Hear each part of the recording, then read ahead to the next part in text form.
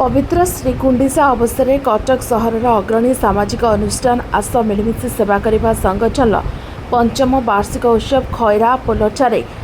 महासमारोह अनुष्ठित होती। संगठन सभापति जगन स्वाई सभापति अनुष्ठित उत्सव में अष्टपहरी और सुनामधन्य कठोर शिल्पी द्वारा भजन समारोह आयोजन होता। सहर विभिन्न प्रांत आम अनुष्ठान गरीब असहाय लोक सर्वदा सहायतार हाथ बढ़ाई आसी एवं यह कार्यक्रम आगामी दिन में जारी रही उपसभापति जगन्नाथ प्रधान कहते।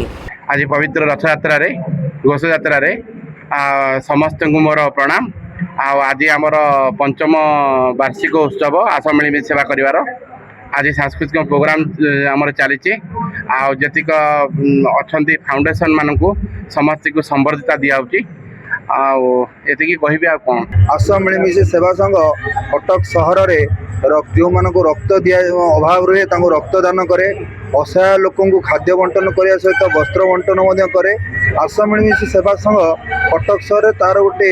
सेवा कर निरा परिचय सृष्टि कर तेणु आज प्रति वर्ष भली सेवा संघर उपसभापति जगन्नाथ प्रधान बासभवन एक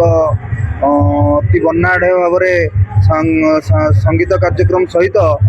कटक सहर जो मैंने सुनाम अर्जन कर सेवा संघ मानू संबर्धित कर कार्यक्रम रही। सी कहती मत सब बेले तुम आगे चल मु तुम पछे अच्छी सी आगू आसा भल लगे जाओ आ समस्त भी अच्छे उपदेष्टा आम दुनिया अच्छा